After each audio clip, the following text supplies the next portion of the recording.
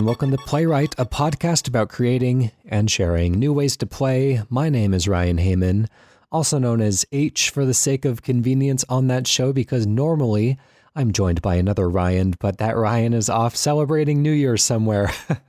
And instead, I am joined by another individual whose name will not be a problem. This is Andrew Brown, who our listeners of Sound of Play and Cane and Rinse will know of, but is new to the Playwright community. So welcome, Andrew. Thank you for having me. I'm very fascinated by what you have going on over here. You do a few video gamey type podcasts. You're not in the development space yourself, but you certainly are in the kind of critical space. Rub a lot of elbows as well in that community. Yeah, I do all right. People seem to follow me for reasons passing my comprehension, but I'm in there. I'm out there. Yeah, yep, and that's all we can be. All right, so the way that this show works is that we're each going to deliver a short little video game pitch. I mean, it can be as detailed or as sparse as we want it to be. And we will both spend 10 minutes kind of workshopping each of those ideas until they become something that somebody could theoretically make a game out of. Anyways, I'll get us started off to kind of show you how to get this ball rolling. What I want to pitch today is a first-person shooter, an action game where you are in a kind of a standard first-person shooter type of environment, and you are tasked with getting to the end of, whatever this course is. It's like a Half-Life 2 level, so it's more kind of a long stretch rather than a series of combat encounters. It's kind of about getting from one place to another. But in this case, every enemy you kill removes an object from the environment, and it doesn't just remove it, it makes it invisible, but all of the boundary boxes are still on that object. So it just makes it a lot harder to navigate. It becomes kind of like a reverse Unseen Swan, where that's the name of it, right? Unseen Swan? Gosh, now the Unfinished Swan, that's the one. Yeah. I knew something about it didn't sound right. But it makes it harder to see the more enemies you kill. So you're removing the combat threat, but adding a navigational difficulty. Let's workshop this and see where we can get with it in 10 minutes, starting now. So what is the kind of first touchstone, the first thing that kind of comes to your mind when you are picturing this? Do you see any challenges, anything that would be a roadblock to developing a game like this? I would be concerned about people whose first instinct is to kill everything, because they probably wouldn't like this game very much. Not that that's not a reason to do it. That's exactly the kind of person that... because you have that moment where you're realizing what the mechanic is, and you're realizing how deep of a hole you just dug yourself into following your initial instincts. Yeah, so the game would kind of break down to a series of risk and reward decisions where, this enemy is perpetually in my way, and is it worth it to stealth around it, or whatever mechanics are going to be in the game? Maybe this is just a pure parkour game. I don't know. We could go either way on that. But is it more valuable to kill this enemy so we don't have to deal with them, but then have to deal with whatever it is it makes invisible in the environment? Or is it better to sneak around it, so that way that vital could-be wall that's in the way right before the ending, you can actually see it and you can navigate around it? Yeah, you mentioned a parkour game, kind of like Mirror's Edge, but something like Doom as well, something that's really fast where you aren't necessarily, wall jumping or anything like that, but you are moving with intense speed and you have that kind of maneuverability would be a good touch point as well. I also think about Crash Bandicoot, actually, when I think about this, because there's a lot of interesting challenges. Crash Bandicoot levels are pretty much just get to the end and you pass, but there's interesting kind of like sub-challenges that you can choose to engage with along the way, primarily destroying every crate in the level. And I think it's the first level of the first Crash Bandicoot, there's a pit with a bunch of crates that are all lined up as a bridge across the pit.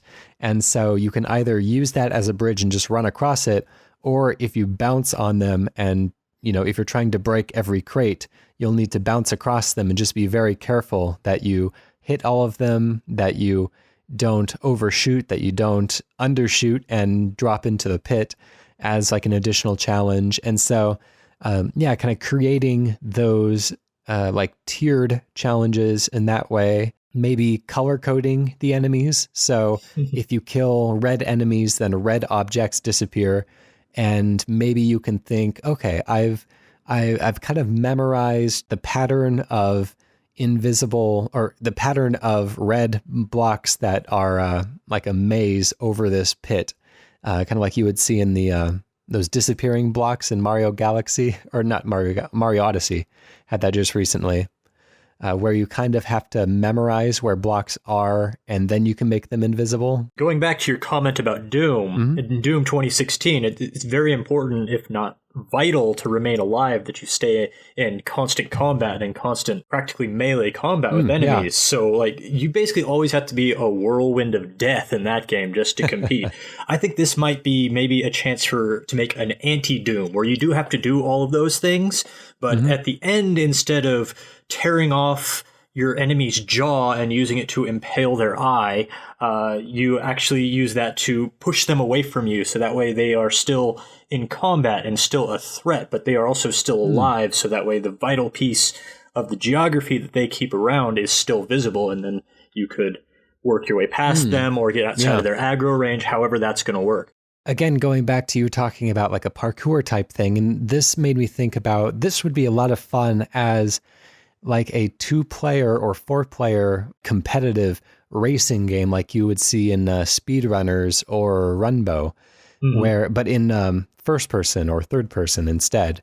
And so you have these different hallways that you can choose to go down, and these ever branching pathways all moving forwards. You're trying to get there as fast as possible. You've got enemies, maybe you can redirect into other rooms, or you can, if you spy on your friend's screen that he's entering a hallway with a bunch of red spinning blades, then maybe you can shoot a red enemy and make that journey a little bit harder. So it's a way of affecting the other people's routes through the the mechanics of this first-person shooter without directly shooting at them. Yeah, and that would also require strategic decisions, because if you're stopping to kill enemies, especially if they're beefgates, then removing a red enemy would give you a terrain advantage over your opponent, because now there's some deadly obstacle in the way that they can no longer see and they have to navigate past. But you might have wasted so much time killing that enemy that maybe they were able to blow past that. So I think you would definitely divide it into 2 tiers of players, where those who focus on killing enemies, but I think you would also run the risk of having a top tier of players who can navigate every level without fighting anything, and they would just blow past all that and never have to worry about it. So there might be a problem there with that as far as competitive multiplayer goes. Yeah, I mean, if there's a course memorization going on, that they know how to navigate all these different fields, I guess the way to solve for that would be to introduce some level of randomization. Procedurally generate everything. Right, yeah. Also, I think just as a core idea, this kind of first-person racing game, hallway racer, that allows some level of like interference between the 2 players, it can be really fun, especially if you do have to sacrifice some of your own momentum to trigger some of these. I'm thinking about maybe there's a faraway enemy that's kind of tucked away in an always visible location, like in the center of the map, but you have to really like stop and snipe it, by pulling out your rifle and steadying your aim. And so you lose quite a bit of time, but maybe it can really mess with the course of the other person. Or another thing you could do to make things more competitive is you could implement some kind of combo system involving the parkour, where the higher you build your combo meter, you can either use it to restore your visibility on your side, or you can use it to more quickly and efficiently kill the enemies that would interfere with your enemy's side of things. So like if you do like I don't know, 5 wall jumps to a grind and then you land on the enemy's head, it's an instant kill. Yeah, that's interesting because it also gives you a sense of like a Tony Hawk type of movement. Yeah, Tony Hawk's Mass Murder or something like that. Yeah. There's very few other games that get that satisfying a sense of movement and mobility of being able to take advantage of like literally anything in the environment. I think it'd be fun if there was also a few other types of power-ups that are, separate from the making things invisible. Like if you could pick up some sort of a collectible that changes the direction of gravity for all of the players for maybe a limited amount of time, or maybe until somebody picks up one that shifts it in a different direction. And so kind of like Mario Kart, it like getting that lightning bolt, it instantly affects the progress of everyone. And if everyone's in a hallway, maybe with some gaps that they have to avoid, but I don't want it to just send everyone else off into space necessarily. They should be able to keep running, but just something to keep them on their toes. Yeah, hallways or like inside of tubes like you would see in an F-Zero game, something like that to kind of change up the terrain of a racing game to something that we're not quite as familiar with. I'm liking the way this is going. Yeah, it sounds like an interesting game. I would definitely be interested in playing it on Switch. That's right. That is your thing. You are a big Switch enthusiast. I'm staying on brand. As has everyone been, really, to some extent or another. It's been a very successful year for the system. But anyways, that's about all the time that we have to talk about that one. We give ourselves, most of the time, pretty hard 10-minute cutoffs just to make sure that we're not spending so much time rinsing every little thing out of a idea that, we want to leave some room for interpretation from the listeners, some room to further iterate upon it in the future. We don't want to have the final say on anything that we do here. So that is that. That's our 10 minutes. I'll need to come up with a name for this one. And it's changed a little bit since the original pitch, and I like that. Something like HallRunner would be, it could be catchy if it develops a community around it. Not immediately eye-catching on the Steam library, but it's not the worst. Yeah, there are way more generic names out there. All the good ones like Runbow. That's a good one. That's already taken though.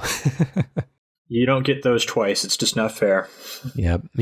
Let's move on to whatever you're bringing us today. We have not discussed this beforehand, so I'll be, as with every week, I'll be hearing this for the first time just now.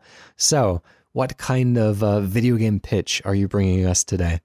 Well, like most of my best ideas, I stole this from a movie. Okay, perfect. In Back to the Future Part 3, there's that scene where Marty is running from Mad Dog Tannen, who's waiting outside for him out in the Old West, in the mythic West of American mythology. He is inspired by a Clint Eastwood movie that he saw in Back to the Future Part 2 to put a iron plate underneath his poncho, and then goes outside and lets Mad Dog shoot him, and it just reflects off of the plate. And then he beats the snot out of Mad Dog Tannen. It's a great scene.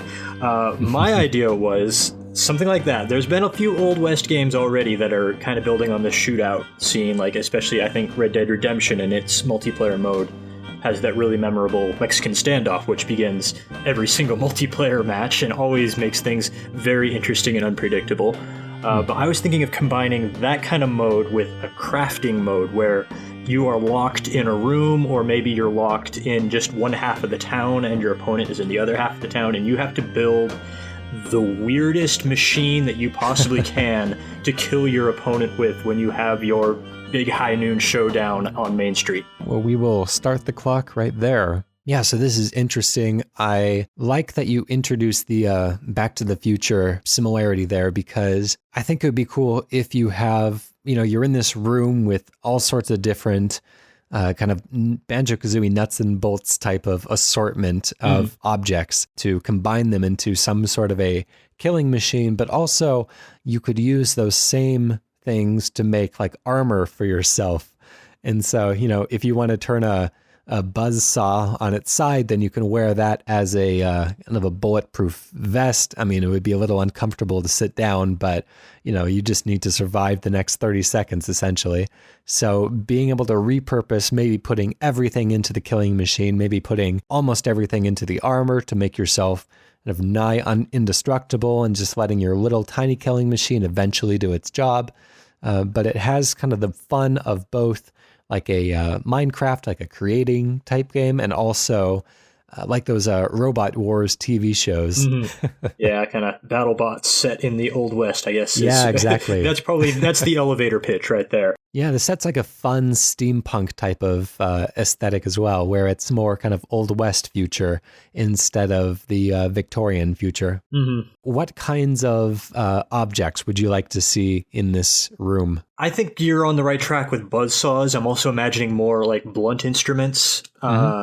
Or like if you want to make 6-shooters, you would have those at your disposal. But like I'm thinking more like cannons, very rudimentary and just blunt instrument things. Like you could come out with a 6-shooter if you really wanted to build it. But I think the more what you have would be a big blunderbuss that just fires nails or something like that. Just simpler ideas that actually really look like the junk that you're making things out of. I think one very common touch point that we keep bringing up on this show is the Spore creature creator. How you can just kind of assemble creatures very easily, and the game pretty much just figures out based on anything that you give it how this thing walks and how it communicates and how it attacks. And so I could see something like that where you basically just have a blank slate, you attach objects in any way that you think will work, and then kind of figures out like what it can use to locomote itself, to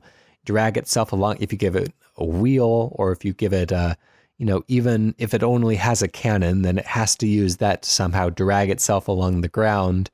And you're given control of this really clunky, really MacGyvered together machine, and it's supposed to be very inelegant and kind of comedic in that way. But as both of these Frankenstein machines are kind of like inching towards the other person, trying to get that attack in, and you can either go straight for the goal of attacking the other player, or you can try to take out their robot or whatever they've built to protect yourself. But it's like chess in that way. You can either busy yourself with all the pawns, or you can go straight for the king. Yeah, like there could definitely be a strategic aspect to it like that. Like every creation has a power source, and like you can win if your enemy runs out of power before you do, or you can just cut the head off and just take out your enemy entirely just with overwhelming power. And I'm imagining everything in your room being not necessarily random, but not preset. So that way you have to change up your strategy every time. You can't just keep building the same Uber machine that works every time that you found on Reddit. You actually have to know what you're doing and what you can make with what you have in front of you.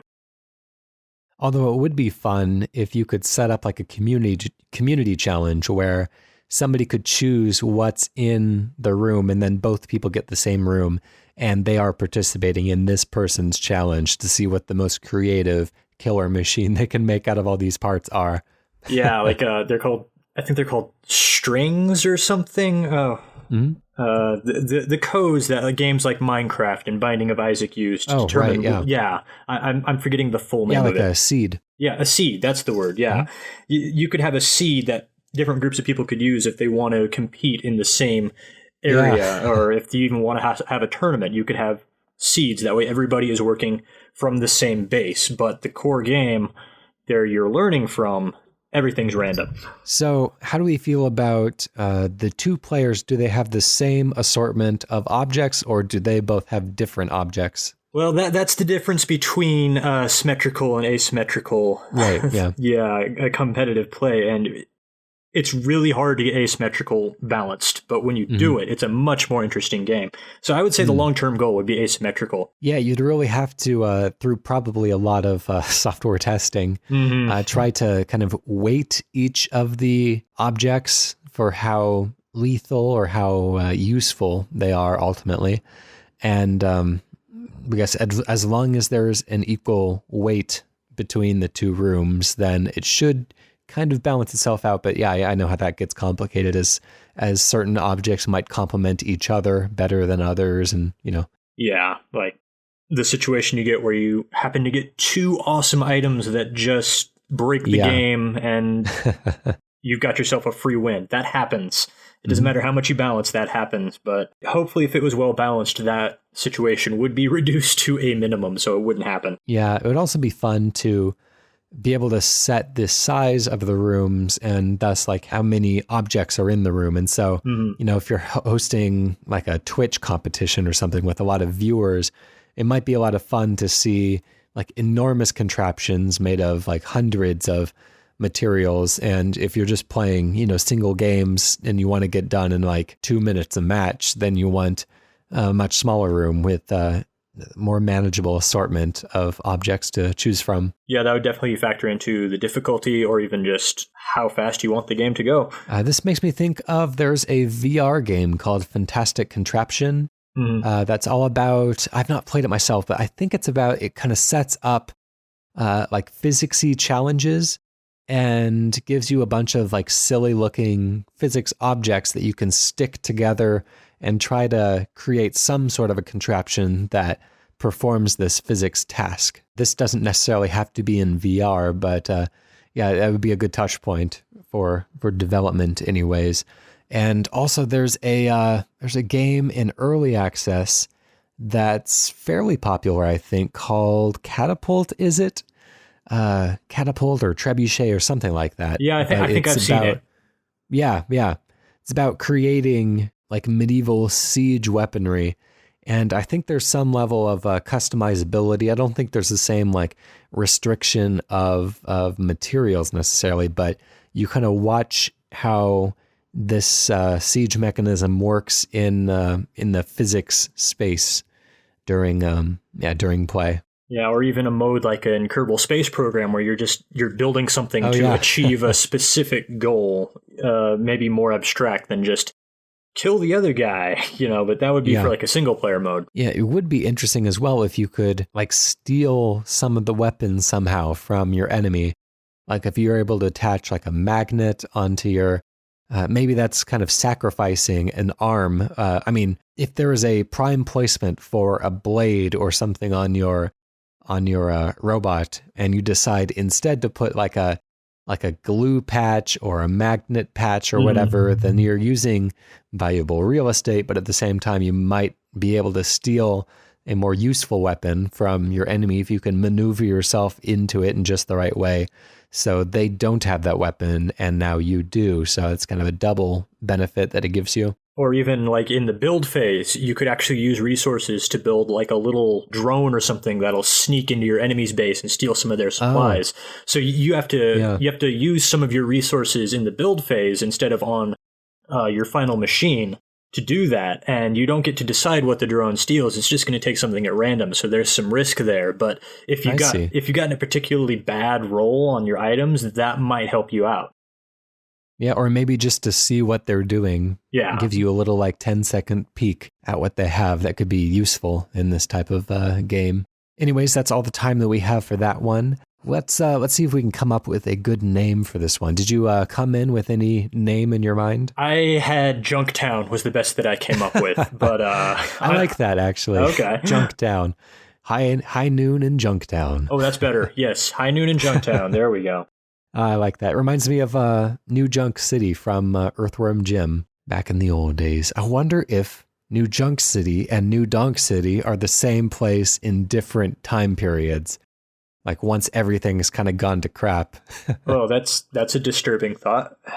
Yeah, it's already disturbing enough that New Donk City is apparently built by the Kongs, but there's no Kongs there. So it's weird because, we were just talking about that on Twitter the other day, that it's weird that obviously it's weird that they named some of the, like the streets and stuff after Donkey Kong characters when Donkey Kong was the villain of the game that Pauline came from.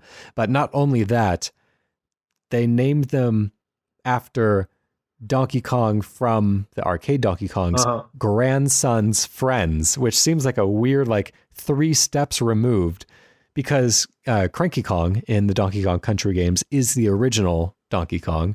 And they just name stuff after other characters in the Donkey Kong Country series, which is like, yeah, not even related to that Donkey Kong incident. So, yeah, I'm not really sure, but whatever. Whether Donkey Kong is really the villain of Donkey Kong is up to your interpretation, because Donkey Kong was... The original Donkey Kong was Jumpman's pet, and Jumpman abused him, so he kidnapped Pauline and ran away. Interesting. So, yeah, Donkey Kong's not behaving himself, but he's also an animal who's being abused by his owner, so it's best probably not to think about this too much, because we are talking about Nintendo games here, which is gameplay first, story second, so, but there it is. Oh, that's interesting. I have to do a deep dive on the Donkey Kong lore. There's more that I was missing. Anyways, we're going now to a listener correspondence. This is a pitch that was sent in from one of our lovely listeners. And if you would like to submit any pitches, you can do that at playwrightcast.com/pitch. That'll take you straight to the pitching portal. Or if you just go to playwrightcast.com, then that will take you to our front page where you can listen to previous episodes or read some of the descriptions. You can get a link to the talented musician who supplied our theme song, or take you to the pitching portal there as well. You can also email us, playwrightcast@gmail.com. And that is spelled PLAYWRITECAST. This comes from Zac Singer, who is another correspondent from the Canaan Rinse Sound of Play stable, where I'm familiar with that name. He says, "Hey guys, longtime listener, first-time writer. The idea I'm pitching is actually an idea my dad had. He knows I develop games in my free time as a hobby, and one day he pitched an idea for a game to me and asked if I could make it. While it's something I would love to try making, I'm not sure when I'll get to it, as I only develop games on the side while working a full-time job, and I have a number of other projects I'm committed to. So I was curious to know what you guys think of the idea and how you would flesh it out more. In a nutshell, the idea is a commuting home from work simulator, and the goal is to find the quickest route home during rush hour. I imagine the game would be played from a first-person perspective, and you could have a GPS in your car mounted on the dashboard. The GPS can show you heavy traffic in certain areas, so you'll have to examine traffic patterns to try to find routes to circumvent traffic jams. And maybe you could turn on the radio, which would give you more recent reports on car accidents or construction in certain areas that will affect traffic. Maybe the GPS shows that traffic is moving only a little slow on a particular highway, but when you turn on the radio, you hear a report of a major accident that just happened over there and isn't reflected on the GPS just yet. Let's see, he leaves a nice little message here at the bottom. It says, "And thanks so much for your hard work you guys put into the podcast. I really enjoy it, and the game ideas you guys talk about help me feel motivated and inspired to create. If you read my pitch on the show, I'm looking forward to listening to that episode during my commute." Thank you for that. It's neat to know that we have as developers, even if they're just enthusiast developers. I mean, not to say that that's any less. Some of the greatest video game projects come from people who are working on an enthusiast basis until they made it big with their first kind of standout project. But yeah, greatly appreciate this, and let's see what we can do with Zac Singer's dad's idea. So this makes me think of a lot of things. There was a game on mobile that I don't remember the name of it off the top of my head, but you played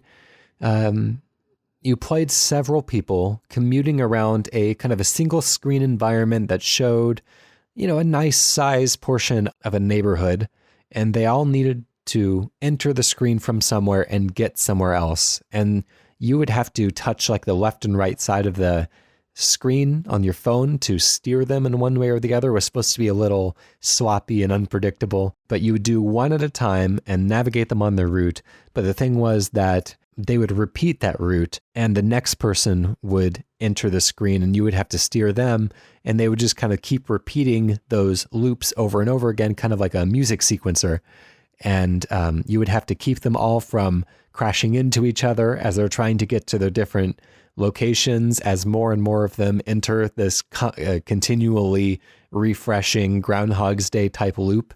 So it's kind of a fun thing, but it made me think of how interesting it is to control more than one car in this scenario. So what if, I'm going to put a different spin on this pitch. What if you play as like the collective brain of the GPS, and let's say at the beginning you have one car that you're trying to direct, and you just need to get that person from point A to point B in the shortest amount of time possible. You're kind of looking at your map, and you can give recommendations for where to turn and what routes to take. You can maybe even like draw them on a touchscreen device with your own fingers, the route that you think would be best for that person. And as things change, as you hear stuff on the radio, or if you see things start to bubble up on your map, maybe a protest is walking through, maybe there's a parade, maybe there's an accident somewhere, then you can on the fly kind of redraw that route. But in level 2, maybe you have to manage 3 people at the same time, all trying to get somewhere. And, later on, maybe you have to manage like up to 11 people, and maybe there's natural disasters and stuff like that. So it's always kind of constantly building on each other, kind of like a mini Metro as a recent game that starts out simple, seems manageable, and then adds a lot of complexity as you get further into it. Yeah, that was my initial idea, was to simplify it down from, instead of being a first-person perspective with the map on the GPS, was just have the GPS just be the whole game. Just that'd be the whole thing. Yeah. Because that would actually, I think, he said knowledgeably, having no knowledge of this thing, but I think that would be much easier to program, and it would also really open up the platforms it could be offered on. You could have put it on a tablet that way. Yeah, that's true. Yeah. I like your idea. I think that it would be even more interesting if there was competing necessities between each of the people you're trying to get to in the later levels. Like one person needs to get to a school to pick up their kid on time, and the shortest way across is to go across the bridge, but another person needs to take the ferry, and the ferry has to raise the bridge to go through it. So one of your people is going to get screwed there. Yeah. Yeah. So it's really becomes basically a city management sim. And you've got to work out the best way to get everybody to where they are without completely wrecking their lives. Yeah, that's an interesting wrinkle as well. We don't just have to do fictional cities on this. You can actually base parts of this game, if not all of it, on existing cities and existing commutes that people go on. And if you are connected to the internet, it can actually draw real-time traffic information to create the traffic you're going through. So you're literally turning other people's misery in traffic in their commute into a game. That's funny, except I see these rounds being somewhat fast-paced and somewhat, action-packed. Traffic generally takes like maybe an hour to build up and then lasts for 4 hours, then takes an hour to kind of ramp back down. So you wouldn't have the same immediacy of the changing traffic conditions, but it would be like a fun, maybe like a more relaxing, less action-packed mode to just navigate people around these cities. And maybe, there's a street that you just can't use for the entirety of your play session because it's just backed up with traffic. But when you log on in the middle of the night, then that road is open to you. So that opens up new possibilities in the cities that you're familiar with. It could also really help you navigate your own cities. If you, if there's places in Seattle that I haven't driven to yet and that I wouldn't know off the top of my head how to get to, but something like this could really help. Yeah, and if this is successful and becomes comprehensive enough, it would actually be good training for taxi drivers. Yeah, that's right. I mean, as London taxi drivers. Yeah, we are driving this from just game to full-on simulation now, so maybe that's not what Zach was going for. Let's roll back into the kind of gamey space. Yeah. And so let's think about one of the things that I was thinking about was maybe you have sources of information that kind of conflict. I mean, Zach hit on that a little bit in the description there, where the radio will announce something before it's reflected on the GPS map, but maybe you have like multiple data sources like Apple Maps and Google Maps that are both kind of feeding you different information. So you have to determine like, okay, normally like Google has the most accurate maps, but it doesn't have very good traffic monitoring. So I'm going to switch to Waze for that, or whatever the equivalent would be. And Apple Maps just probably never use. Yeah, or if you have different types of maps that don't necessarily reflect the types of metrics that you would be most interested in seeing for some of the challenge levels. Maybe you have like a map that is a constantly fluctuating, like a population heat map. And so you kind of have to think, okay, there's a lot of people concentrated in this area. Is that because there's a park there and that's just where people hang out? Or is that because there's traffic on this road? Let me check with a weather map, and let me check with the elevation map. And so all these separate pieces of data that you're trying to extrapolate traffic information from. Yeah, I'm also imagining having different sorts of drivers as well. Going back to your idea of having multiple drivers in multiple times, like they could have different independence levels, and like the more independent that the driver is, the more they're going to want to deliberately not follow your instructions while you're playing as somebody else. Where at the other end of the spectrum, you could have another person who maybe the map that they're working off of doesn't giving the best advice, and if you're not watching them closely, they are going to follow your instructions straight into a lake. I've had a friend, he was coming up to visit me when I was living in Bellingham, which is a city that is just about as far north in the United States as you can get, in the continental United States anyways. And he was coming up to visit me on the freeway, and he just kept on going because his GPS didn't tell him to get off the freeway, and ended up in Canada. So, yeah. I guess that type of person does exist. Yeah, I've ridden with them. yeah. But I was thinking also, maybe these drivers could be different types of drivers. Maybe you can have like the equivalent of a Lyft or an Uber driver who has to make a lot of stops, but they're all really close by to each other.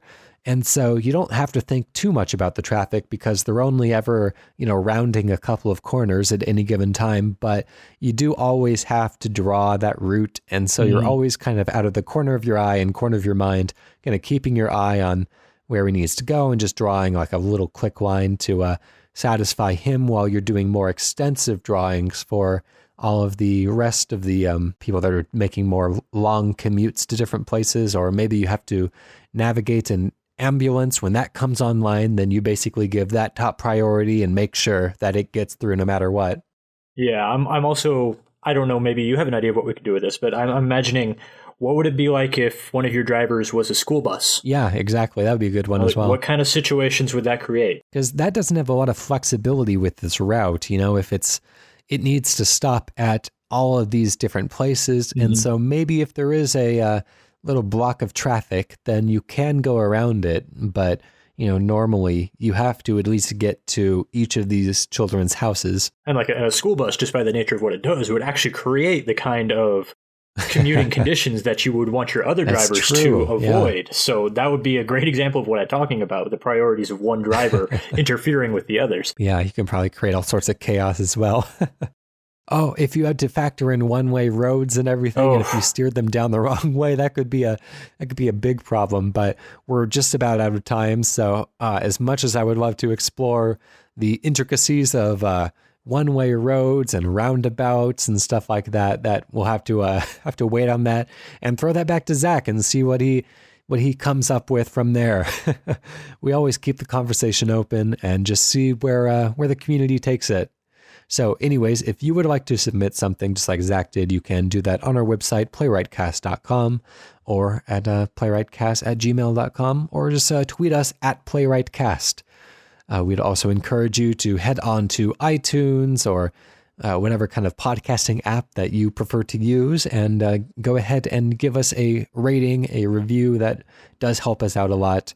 And just share with your friends. Even if it's just one friend, you can just say, hey, here's something that you might be interested in. You're a creative type. You're a video gamer type. Why not just go on these flights of imagination with these two weirdos and see where it takes you? I think we end up in some pretty fun places sometimes. Anyways, I would like to thank Andrew Brown for joining me today. Always a very reliable and always a very thought-provoking guest, regardless of the type of show that we're hosting. It's always, you never let me down before. Oh, thanks. That's very nice to hear. And of course, we'd like to thank the writer of our theme music, that is PROTODOME. The song is Hello World from the album Blue Noise. we would encourage anyone to go and seek out PROTODOME's work because it's excellent, as Q frequently tells us. And that about wraps it up for today. We have, just to kind of lead us out of the show, I'd like to give one miniature pitch, just something for you to all chew on for the next week until we return with another show with Q back on the podcast. And this is maybe something I should probably keep in my pocket for a main pitch someday, but I think I'm just going to leave it here and see where you guys all go with it. And it is the ability to climb famous buildings in VR. So we'll see you next week.